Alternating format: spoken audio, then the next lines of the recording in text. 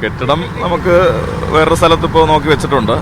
അപ്പോൾ അനാവശ്യ വിവാദങ്ങൾ വേണ്ട എന്നാലോചിച്ചിട്ട് അങ്ങോട്ട് മാറുന്നു, അത്രയേ ഉള്ളൂ. അതിൻ്റെ പിന്നിൽ വേറൊന്നുമില്ല.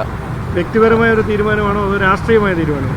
അതല്ല, വ്യക്തിപരമായി തീരുമാനിച്ചു. കാരണം ഈ അനാവശ്യ വിവാദങ്ങൾ ഉണ്ടാക്കി നമ്മൾ നടത്തിക്കൊണ്ടിരിക്കുന്ന കാര്യങ്ങളെ വിസ്മൃതിയിലാക്കാനും അപവാദം പ്രചരിപ്പിക്കാനും ഈ സന്ദർഭത്തെ പലരും ഉപയോഗിച്ചു.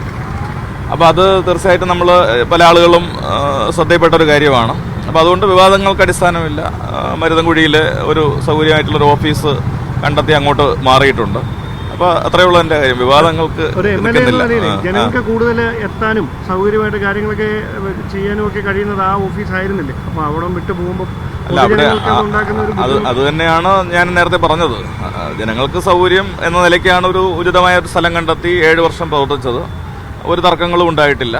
അപ്പോൾ മരുതൻകുഴിയിലെ സ്ഥലം തൊട്ടടുത്ത് തന്നെയാണ്. ഒരു 100-150 മീറ്റർ അപ്പുറത്തോട്ട് മാറിയിട്ടാണ് ഈ പറയുന്ന ജംഗ്ഷൻ ഉള്ളത്. താഴത്തെ നില തന്നെയാണ് എടുത്തിരിക്കുന്നത്.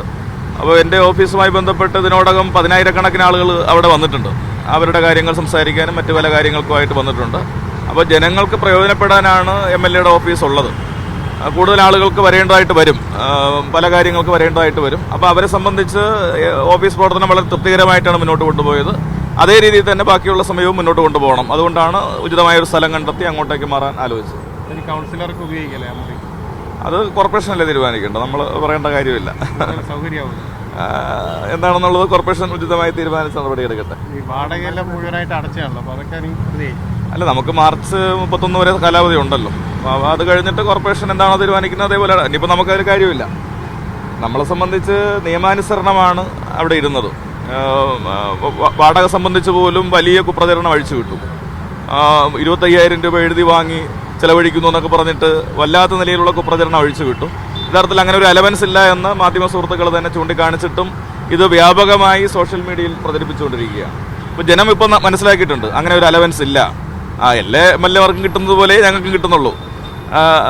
അത് അങ്ങനെയാണ് കാര്യങ്ങൾ ചെയ്യുന്നത്. സംസ്ഥാനത്തെ എല്ലാ ജനപ്രതിനിധികളും സർക്കാരിൻ്റെ കെട്ടിടങ്ങളിൽ സൗജന്യമായിട്ടാണ് ഇരിക്കുന്നത്. ഇവിടെ ഞാൻ മുൻമേയർ എന്ന നിലയ്ക്കാണ് ഒരു കുറഞ്ഞ വാടകയെങ്കിലും നിശ്ചയിച്ച് തരണമെന്ന് ആവശ്യപ്പെട്ട് അവരത് ചെയ്തത്. അപ്പോൾ അതിനെപ്പോലും മഹാ അപരാധമായി ചിത്രീകരിക്കുന്ന ഒരു സ്ഥിതി വന്നു. അപ്പോൾ ആ വിവാദം തുടരേണ്ടതില്ല. മരുതൻകുഴിയിലെ ഓഫീസ് പ്രവർത്തനോദ്ഘാടനം ഞങ്ങൾ അറിയിക്കും. അപ്പോൾ ജനങ്ങൾക്ക് സൗകര്യപ്രദമായിട്ടുള്ളൊരു സ്ഥലം തന്നെയാണ്. ഇപ്പോൾ വട്ടിയൂർക്കാവ് നിയമസഭാ നിയോജക മണ്ഡലം 26 കോർപ്പറേഷൻ വാർഡുകളുള്ളതാണ്. ഏതാണ്ട് കിണവൂർ മുതൽ ഇപ്പുറത്ത് നമ്മുടെ കാച്ചാണി വരെയുള്ള അല്ലെങ്കിൽ കണ്ണമ്മൂല വരെയുള്ള ആളുകൾക്ക് എത്തിച്ചേരാൻ കഴിയുന്ന ഒരിടമാണ്, വാഹന സൗകര്യമുള്ള ഒരിടമാണ്. അപ്പോൾ അവിടെ ആളുകൾക്ക് തീർച്ചയായിട്ടും തുടർ സേവനങ്ങൾ നൽകാൻ വേണ്ടി കഴിയും. എന്നായിരിക്കും അവിടെ തുറക്കുക? തീയതി ആലോചിച്ചിട്ടില്ല, ആലോചിച്ചതിന് ശേഷം അത് അറിയിക്കാം. സാധനങ്ങൾ മാറ്റി തുടങ്ങി.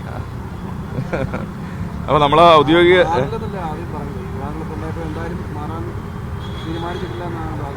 അത് തന്നെ അതാണ് ഞാൻ പറഞ്ഞൊരു കാര്യം. മാർച്ച് 31 വരെ ഞങ്ങൾ വാടക അടക്കം ഒടുക്കിയിട്ടുണ്ട്.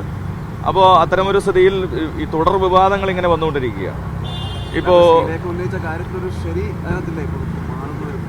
എന്താണ് ശരിയെന്ന് നിങ്ങൾ തീരുമാനിച്ചാൽ മതി. ഏതാണ് ശരിയെന്നുള്ളത്. മാധ്യമങ്ങൾ അനാവശ്യമായ വിവാദം ഉണ്ടാക്കുന്നു എന്നാണ് കൗൺസിലറുടെ ഇപ്പോഴത്തെ ആക്ഷേപം. തുടർച്ചയായിട്ട് മാധ്യമങ്ങളെ വിമർശിച്ച് സമൂഹ മാധ്യമങ്ങളിൽ വീഡിയോകൾ ചെയ്തുകൊണ്ടിരിക്കുകയാണ്. താങ്കൾ ശ്രദ്ധിച്ചു കാണുമായിരിക്കും. എന്താണ് മാധ്യമങ്ങൾക്ക് അതിൻ്റെ അകത്തൊരു മുൻവിധിയോടെ ഉള്ളൊരു ഇടപെടൽ ഉണ്ടായെന്ന് കരുതുന്നുണ്ട്? അല്ല, എനിക്കങ്ങനെ ഒരു ധാരണയില്ല.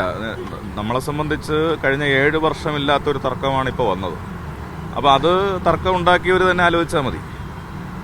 നേരത്തെ ഒരു 5 വർഷം BJP-യുടെ തന്നെ കൗൺസിലർ അവിടെ പ്രവർത്തിച്ചിരുന്നു. അതിനു മുമ്പ് LDF-ന്റെ കൗൺസിലർ അവിടെ പ്രവർത്തിച്ചിരുന്നു. അപ്പോഴൊന്നും ഇല്ലാത്തൊരു തർക്കം എങ്ങനെ വന്നു എന്നുള്ളത് നിങ്ങളും കൂടി ആലോചിച്ചാൽ മതി. BJP-യുടെ കൗൺസിലർ പറഞ്ഞത് തനിക്ക് അവിടെ ഇരിക്കാൻ പറ്റാത്തപ്പോൾ തന്നെ വാഹനം ഓഫീസാക്കി മാറ്റിയെന്നാണ് പറഞ്ഞത്. അവിടെ ഇരിക്കാൻ സൗകര്യമില്ലാത്തത്. അല്ല, താങ്കൾക്കറിയാമല്ലോ, താങ്കൾ ആ റൂം പോയി സന്ദർശിക്കുമ്പോൾ മനസ്സിലാക്കാൻ വേണ്ടി കഴിയും. അത്യാവശ്യം സൗകര്യം 7 വർഷം അവിടെ കൗൺസിലർമാർ പ്രവർത്തിച്ചല്ലോ. ഒരുവിധ പരാതികളും ഉന്നയിച്ചിട്ടുമില്ല. അപ്പോൾ അങ്ങനെയുള്ള കാര്യങ്ങളെ സംബന്ധിച്ച് നിങ്ങൾ തന്നെ പരിശോധിച്ചാൽ മതിയാവും.